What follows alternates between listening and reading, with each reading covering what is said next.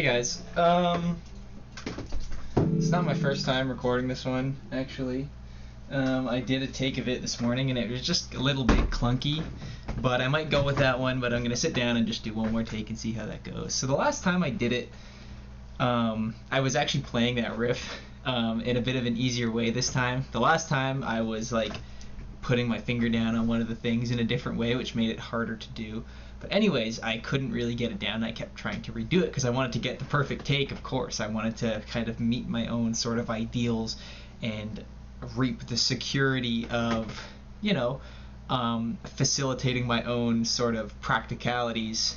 And what I sort of did, and I like this, and it sucks, well, it doesn't suck, it's good for me because I get to actually play my riff properly, more or less, and I don't have to show up and be deficient and imperfect. But I also get to meta-reflect and sort of deliciously self-reflect and defend and compensate for myself. So, when I don't get the riff right, it was interesting because it creates that reaction in me of, oh, I'm not enough, and I show up in that way, and it kind of threatens my survival and ideal in my mind. So that was just an interesting little tidbit in the last one, which you won't get in this. But I still wanted to make reference for it because I thought it was real and really kind of suits the theme that I'm going for with this project of finding the perfection in imperfection and trying to bring forth imperfection perfectly, which kind of creates its own sort of ideal. So in this one, we're not going to be talking about guitar and this and that, but I thought that was a good lead-in. So hey guys, it's your boy, fat fucking piece of shit, lardo, Michelin man, ugly, disgusting, fucking gross, evolutionarily inadequate loser who no one will ever love because they're a fat, ugly piece of shit here. Very sorry to have to put that on to you. I know that's challenging and largely uncalled for, but it's this kind of content which I would like to go into in this video. So if you're not quite feeling that at the moment, if that feels particularly like, oh, I'd kind of rather not engage with anything like that right now, it's totally understandable, and I would allow you, or invite you, invite you to maybe adhere to time and place and reconsider watching this. But for me, this sort of content is something that I have struggled with in my life, and I think as a society and a collective and in our own human experience is something that we must learn to really take seriously, this sort of notion of judgment, of adequacy, of importance, of this whole notion of this is good and this is bad, and how we relate to that and how we show up for that. And a good example of this and how I really had to bring this into my consideration is through the fact that I was the fat kid growing up. I was really fat. I don't have a picture. Actually, I'll be right back. Here was my rockin' bod back growing up. That was me on my birthday at the Mandarin getting dinner. God, it takes a lot to really love that child there, if I'm honest. But thankfully, I've been able to come around to that, and I can find an openness to that. A general openness to that sort of kid you see there before you, because that was me. And I have no shirt on in this video because there's no reason why I should or shouldn't have a shirt, but there's also plenty of reasons why I should and shouldn't, and there's nowhere to stand, and that's just what happens. So here it is. Enjoy my nipple hairs. Really getting some nipple action in this one. So this is kind of hard. It's hard to know where to start because I want to give my conclusions. I want to go into this content. I want to go into the challenge of our social survival and of our sort of process as human beings in a way which is mature and which is considerate. And I will warn you, it might be challenging or it might be uncomfortable, and it makes me uncomfortable because I feel deeply ashamed about a lot of these feelings. It feels sensitive, it feels vulnerable, it feels like something I would rather keep to myself and something I've had to learn to keep to myself for the sake of my own survival, for the sake of my own sort of cohesiveness in the world through this whole act of repression and this sort of idea, because to take ownership of the fact that I felt insecure about myself because I was fat and I went through a series of moves in my life. I had one move in grade 7 where I didn't do too good. It was hard for me to fit in, and I had this friend group, and we were not very nice to each other, and I looked like that, as you can see, and that was something that was apparent and something that was not enough and something which was to be made explicit as such. And that was challenging for me because I wanted to fit in, and I wasn't used to being the vulnerable little victim. I wasn't used to being exposed and to be sensitive like that, because when I was younger, I was more of the one doing that. I was the one who got to push people around. I would, we would go and vandalize the washrooms and do shit like that, and I had this chaotic sort of energy in me because, if I can recall correctly, I had this sense of inadequacy, of deficiency, of things not being enough about life, where I just felt bored, I felt uninterested, I had this hole inside of me, and I felt like I couldn't keep my attention on anything, and I needed to retort to entertainment, and entertainment in a gross variety of ways, and I had disordered eating, to be honest, where I would eat food, I would engage in stimulation because it was a way of distracting and of finding some sort of variance or richness in my dull sort of experience at times. And I think that was a large way I compensated. It was one of the ways I compensated, but I also would behave in ways that were, I would say, compensatory to this feeling or to similar feelings, and I was diagnosed ADHD, whatever the fuck ADHD is. There was that whole thing, and I can remember this sort of behavior ever since I was young. I have very early memories of being in school and feeling this sort of tickle, that sort of cringe in me, which feels defensive, and then from there it needs to act in some behavior, it needs to do something, it needs to defend itself. And I think this is very universal and very common, but we have an excess of this sort of amount. So for example, at the start of my video, I play the guitar, and I have an ideal. I want to be good at the guitar. I want the guitar to work the way I want it to, and I have some sort of ideal or some standard set, and when that isn't met, and when that is not recognized or even validated or given the light of day for a variety of reasons, I am challenged. I face that cringe. I face that sort of ontological insecurity of, oh fuck, like I am not enough. Something isn't okay here. I need to act. I need to behave. I need to get away. I need to fight. I need to defend myself. I need to do something. I think this is the survival sort of process. Anyways, I seem to have a great degree of that sort of insecureness in me, and that has led to challenge in my life, which has created a lot of differences and changes in my life, for the better and for the worse, and it's really made me who I am today, coming into the challenges of that sort of insecurity and that sort of content. So when I was the fat kid, when I was called fat, and when I was sort of faced with that kind of judgment and that criticism, it was something that was hard for me to take. It felt bad. I felt like I wasn't enough. I felt like that defensive feeling again. But the thing that was tricky, it was that pain at first, but what hurt the most is the conflict and the challenge after that of, what does that mean? And it was all like, come on, I forgot my music. I hope you guys don't mind. It's just gonna loop, so I'm gonna turn the volume down a little bit in case you don't want to listen to this. But I like having my music on. I feel like listening to some Pokemon, so you might have to indulge me a bit, but we'll see. I'm gonna turn it down a little bit to compromise for you guys. It didn't bother me. It was a joke. Like, I would watch South Park. I would swear. I was into pornography. Like, I was edgy. Nothing could hurt me. I was all defended, and a lot of this sort of notion. But if I was honest, there was that sense, and I feel like that compensatory sort of image of this kind of behavior, such as indulging in entertainment and in sensory pleasures and in bullying, honestly, and just being bored and dissatisfied with life.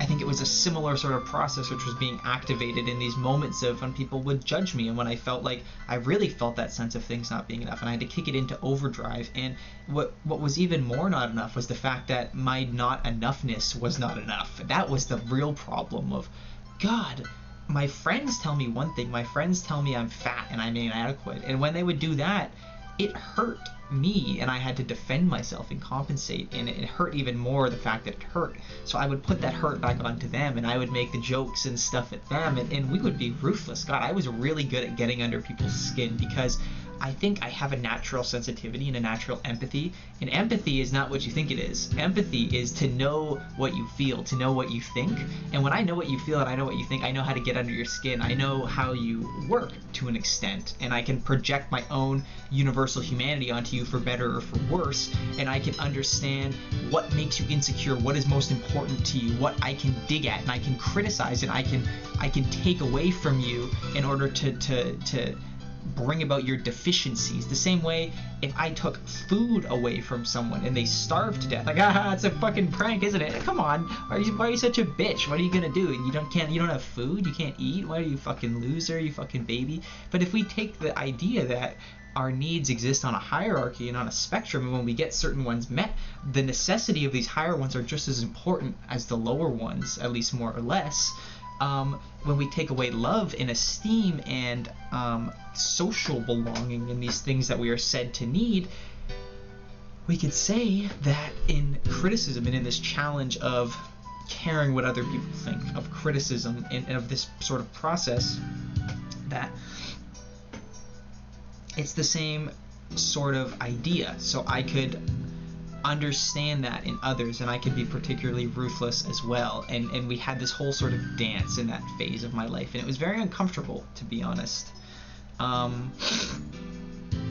So basically from there, that set a real foundation for me, and I feel like that really established a lot of this sort of content in my personality, the stuff you heard in the beginning of the video, that sort of notion of criticism. And it was challenging because I got that one message from my friends, and then my parents, on the other hand, they would tell me I was fine, I was beautiful, I might be a little bit bigger, but that was okay, there was no problem, and you saw the way I looked, like I was obese, I had a clear problem, more or less. And it's kind of a tragedy that obesity is something which is so normalized these days and not really considered, but I had this sort of content in me. I had this deficiency with life, which would I got suspended growing up. I would bully other people. I felt like I wasn't enough, and I had that sort of hole within me, and that wasn't being met, that wasn't acknowledged, because it was uncomfortable. And do you know why it was uncomfortable? Because it's uncomfortable for everyone, and my family have a lot of the same patterns. You know, what do they struggle with eating, you know, they have same sort of disorganized eating and of feeling like they're not enough, in general insecurities, and I recognized that from an early age, and I had to defend myself against those sort of realities because it was too uncomfortable to face, because we don't know what to do with that, we don't know what to think about that. It's uncomfortable, and especially in family life, you don't bring that up. That's challenging. I didn't want to shake the status quo of our sort of family survival because it was too uncomfortable. Because what the fuck are they going to do? They don't understand. I don't want to hurt them. I don't want to make them feel bad. I don't want to deliver them the reality of my experience, that God, I am depressed and I hate the way that I look, and I don't feel like I fit in, and I feel alone, and I feel like you don't get me, and I feel conflicted between all of these different ideas, and I don't know which way up is anymore, to be honest. Sorry, and I hate the way that makes you feel. I hate that scares the shit out of you. I hate that you can't handle that. I hate that you can't be with that, and you don't know what to make of that. And I get it, because fuck, it's challenging. No one wants to see their kid in that place. No one wants to know if their kid is being bullied. No one wants to know all this stuff that's happening. But what the fuck were they going to do with it? They didn't know, and I wasn't mature enough to show up for anything like that at the time. Anyways, fuck, I'm going on a hell of a tangent. I'm kind of trauma dumping a little bit at the moment because, God, it feels good to just have the security to be able to put this down in a certain place and to talk about this and reflect about this and mine insight and understanding from this. And culturally, where do we get these ideas? Why is being fat a problem? Why is that not attractive? Why is it something that we deem not okay and that we will go out of our way to particularly shame and punish? Because, you know, as a society, we value fitness. We value our ability to meet certain practicalities, and I would say are even down to the level of attraction. I don't like fat people because they're ugly and they make me feel bad. Well, what determines what you find attractive? And then we get the notion of body positivity. This was another factor in my life at the time and another thought. But then it was like, well, fat people are not enough. They're not eating properly. They're disordered. There's a reason why they're fat, and they need to do better. And we shouldn't tolerate this behavior. This is not okay. They deserve to be punished, because when you do bad things, you should get bad things, and we should show up and treat you poorly so that you can do better. But the thing is, does this attitude really show up for the importance? Is this coming from a place of, I care about you, I want you to do better, I care about your health, I want you to exist in a way which is more wholesome to yourself and to everyone else in your environment, you know what I mean? And I would argue that it doesn't, and I would argue the reason why we judge and we criticize, and this may even be at the root of criticism and of value itself, and this is the meta point I want to get to by the end of this, hopefully we don't spiral into 30 minutes again like the last one, but we'll see what happens, is that this judgment, this need to put others up or down, put ourselves up or down, and the way we sort of sadomasochistically indulge in this, and it's in our humor as well. It's in everything about us. We engage in this sort of behavior. Does it really meet the importance that it sets out to do? And what is the right way? How do we know what health is? How do we know what goodness is? How do we know what is important? So if being fat matters so much, why doesn't other sort of needs and necessities matter as much? You know, like, why? What do I mean by that? If I spend all of my time judging you because you're fat, why don't I spend just as much judgment judging you that you're judging me for being fat? You know, what is really important here? And is your judgment and criticism of me, is that coming from a place of genuinely caring about me? And, well, why should you care about me? And if your whole reason for criticizing me is because you care about me, and then you're asking the question of why should I care about you, well, then that kind of cancels itself out. Anyways, I'm getting fucking lost in the abstraction of the thing here. But essentially, I would say what we find attractive, this is in flux, this is changing with our sort of evolutionary narrative, it seems. For example, if we retort to body positivity and these sorts of ideas of the fact that our notions of what's attractive and what is good in terms of our bodies specifically, because that's the example we're focusing on in this, it has changed over thousands of years. For example, 5,000 years ago, you see some fat bitch and damn, that's the shit. Ooh, baby, you're hot as fuck. And some skinny twerp, the type of shit we see on our social media now, that's not it. That's not what's important. So what is determining this sort of attraction? What are our aesthetics? Interesting. How much of it is just determined by the necessity of society? And that's what we want to retort to. It's just society, right? So you get into this criticism, you get into this sort of challenge with yourself, and you face this depression, you face a sense of, God, I'm not enough. And for me, that's what it really was. I thought if I wasn't fat, if I lost weight, and I would try and lose weight, but God, I couldn't, because there was still that same behavior, which was keeping me fat. There was still this conflict and this challenge in my life of all these different conflicting ideas, and I didn't know which way to go. I didn't know if I needed to lose weight, if I needed to stop caring about it, if I needed to just take the joke and learn to accept myself. I didn't know what the fuck I needed to do. You know, so what happened is I got into a new group. They could accept me a little bit more. You know, we decided I was gonna lose weight. I started going to the gym. You know, I got a girlfriend. I started caring more about my life and my career. Got more into my art. I found other things that were important in my life. But in all of these importances, things kept showing up being deficient. Nothing was ever enough. We chase the object of our desire and we get these things met, but they never last. There's still that sort of impermanence, or that sense of, God, things aren't enough still. What do I really want? What am I really after? And this really fucked me up in high school, to the point where, like, I would contemplate, should I even get out of bed in the morning? Why should I get out of bed in the morning? Why should I do anything? Why is anything important? What is importance? Where is it coming from?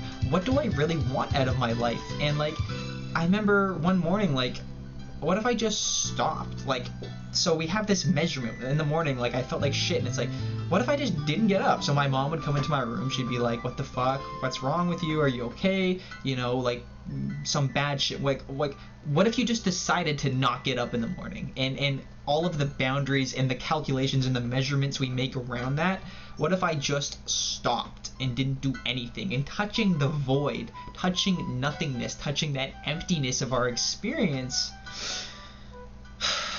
That's nihilism. That's what we run into in depression, in criticism, in the sense of, God, I can never meet this sort of ideal that we set for ourselves in our society, in our importance, right? And this is the drama of our humanity, of trying to sort of show up for this insecurity, for these needs, for these drives, for this instinct in us, and trying to sort of satisfy their objects and their aims, essentially. And it feels good for a period to do that until, fuck, that gets deconstructed and we're on to the next thing, and you lose weight, you get that girlfriend, you get that raise in your job, and we make a criticism or a judgment or a value sort of assertion, and then from there we make that criticism and that assertion about that assertion and that assertion about that assertion, and we have this never-ending sort of process until I think we need to touch nothingness. We need to touch that void at the bottom of our experience, that hole that we are running from, that hole which was in me, which would overeat, which would treat others poorly, which was bored, which was ADHD, which couldn't pay attention, which was distracted, which was diverted, which was compensating for itself. And I think in that sense of just purity, that purity that we're left with, in that, when we can experience that, we can rest, we can stop. And I think it's from that place of, I don't know, emptiness that we fear so much. We are allowed satisfaction, because what is it about, and it's tricky, because from there, what does that mean? We just throw away everything that matters? We just become super duper fat? We just become super duper critical? We just stop caring? Because look, when you stop criticizing fat people, you stop caring about that, and you retort to this new idea of social influence and this and that, what the fuck determines society? What is society doing? Where does the importances of society come from? What is evolution doing? Because if we retort to society, then what is society? What is society reducible to you? Society is reducible down to you. So where is importance coming from? How do we know that there's nothing important to the fact that, God, maybe I need to show up in the world. Maybe my anxiety and my fear and my judgment comes from a place of genuine sort of fact. Like, in that emptiness, you still can't get away from it. It's just that it doesn't matter anymore. Things don't matter. And I think we need to touch that sense of the fact that, damn, none of this actually matters the way that I thought it did. And that's freedom, that's liberation. But from that freedom, what comes from that? I don't think we can get away from the fact that, God, we have this survival insecurity. We have shit to do here. Like, I need to get up out of bed in the morning, and when it doesn't matter anymore, why would you choose to stay in bed? Like, you just make that calculation in the moment in terms of validity. And what determines validity? What determines the fact that, why should I get out of bed in the morning, or why should I not? You know, and how come in that moment of surrender, that moment of, I'm going to give all of this up. And the thing is it even possible to give all of it up? That's the question, right? And that's sort of the goal of meditation, the goal of, I want to say, Buddhism. You know, Buddhism is a big thing, but the general idea of you suffer because you desire. What if you just gave it all up? What if you just stopped giving a shit? Like, what would we be left with? And would it change anything? I want to say yes and no, it would change anything. And I think this is the sort of driving factor of our evolution, is that on one hand we need to criticize, we need to judge, and there's shit that's not okay. For example, this sort of judgment that we put on, like, we're moving through ideas, we're moving through preferences and importances. For example, it was okay to have slaves until we decided, oh fuck, it's not okay to have slaves. What is that difference? What is that moral sort of quantification and validity? What is determining that? You know what I mean? And on one hand, that's always changing, that's always in flux, and maybe there are universal sort of boundaries and facts of aesthetic. What I mean by that is, maybe there's good reason why we should not be fat. Maybe there's good reason why, I don't know, we shouldn't fucking punch grandmas in the face, even though the fact that maybe on one level it doesn't actually matter. Maybe I don't need to fit in. Maybe I don't need to be perfect. Who'd have thought, eh? Maybe I don't need to fit into my society. And I think pathology comes from this inability to let go, and this sort of fixation around needing to kind of have things be a certain way, and this sort of strict containment within our preference and inability to sort of like let go and to be with the fact that the universe isn't about it. Maybe that's narcissism, but I don't know, maybe narcissism is kind of a lot of what the problem is, perhaps, depending on how you want to define things.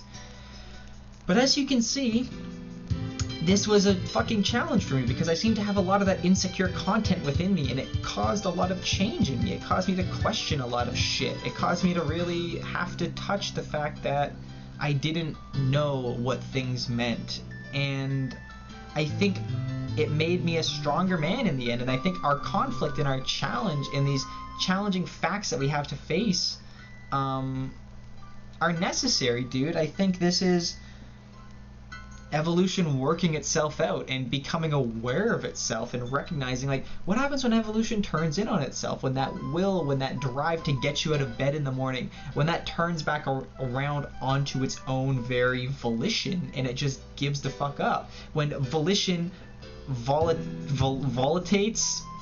I don't know, fuck, I'm kind of bound to that word volition now, but we need to turn into ourselves, I think, and I think this is the root of satisfaction. This is the root of enoughness, and unfortunately, from that place, there's still no way out. There's still no way out of importance and out of this duty that we seem to have as human beings, but part of that necessity of this sort of evolution of our importance seems to have to come down to the fact that none of it actually matters the way that we thought.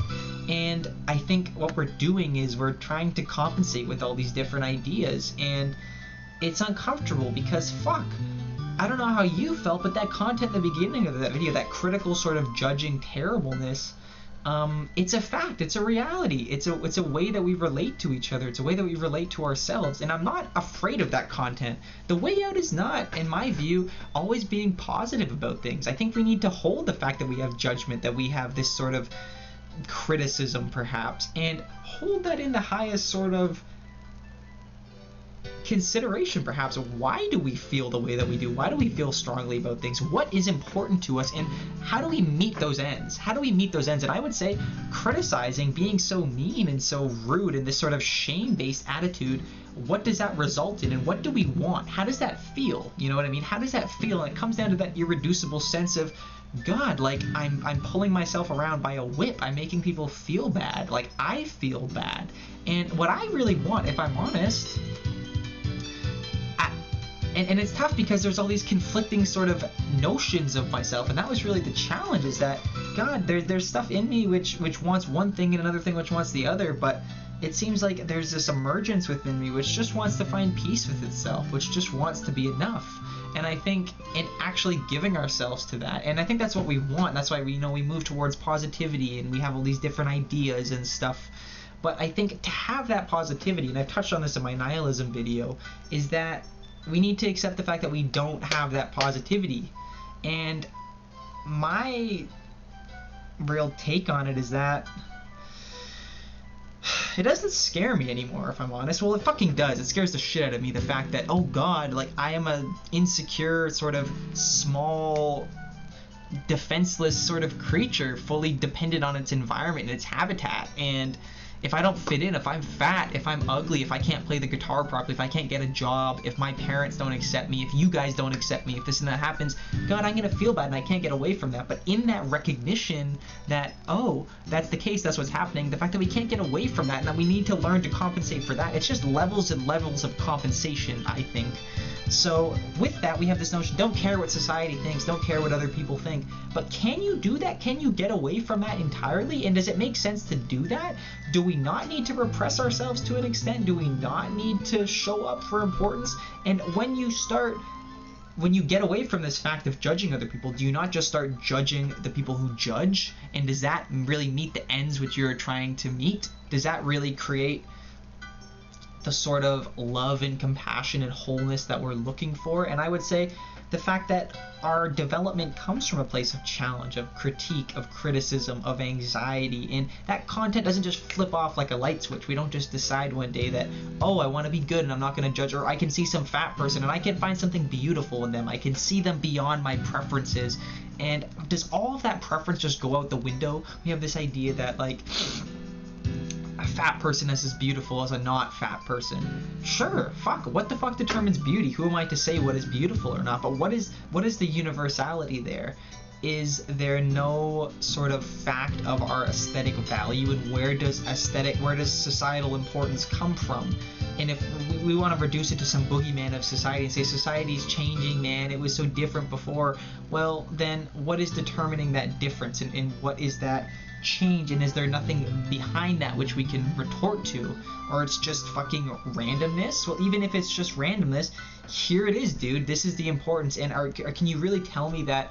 Is that not just like another compensational image of, you know, nothing matters anymore? It doesn't matter if I fit into my society. This sort of nihilistic attitude of, you know, I don't care. Nothing is more important than blah blah. Like nothing is important. Nothing. It's all societally constructed. You know, we live in the matrix. You know, and I think that breeds its own new narcissism. It breeds its own new sort of survival preference. It breeds its own new stink, doesn't it?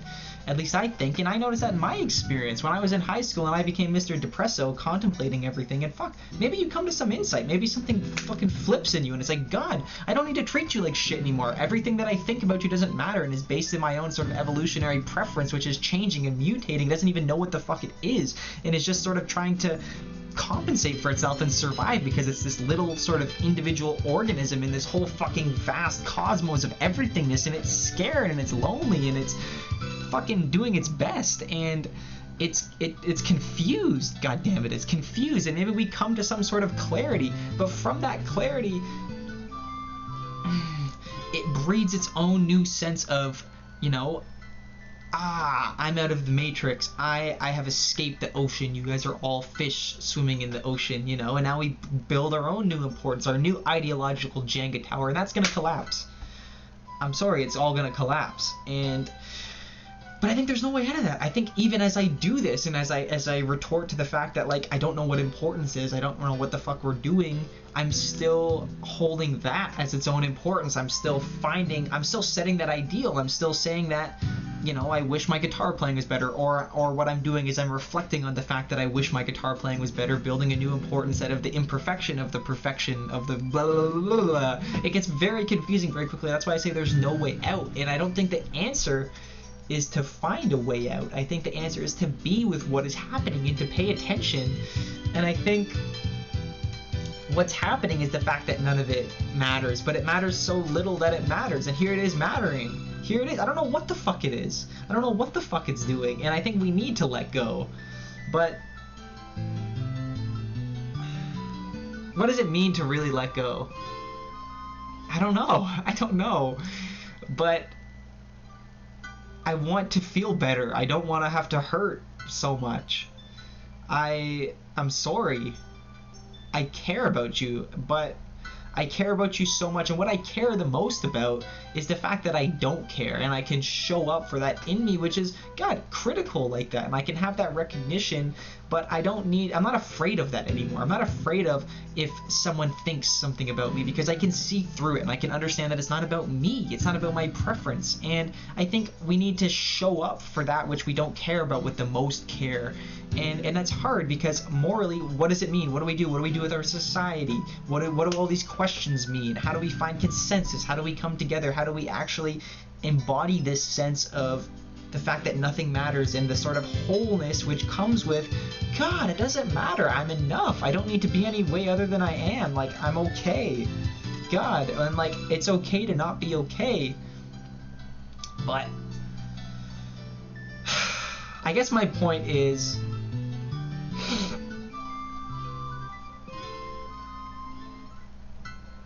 we're just gonna do what we're gonna do. We're gonna compensate, and life's gonna hurt, but that's okay. And I think we need to be with the hurt and pay that our attention. And I think that's, at least for me, has been very helpful to really show up for this, because I've just noticed how much better I can feel about it, where, yeah, I can still have that importance, I can still have that sort of delusion in me, which, God, hurts, and wants to have the guitar go the way it wants to go, and is gonna feel insecure when that doesn't happen in the moment. But I can also recognize that, and I can move into a sort of mediation between the dialectic of it matters and it doesn't matter, to the point where I don't know what the fuck it is anymore, and it can just figure itself out, as it's doing, which I think evolution's doing. It's figuring itself out. It's coming around to what it really wants. That's what I got.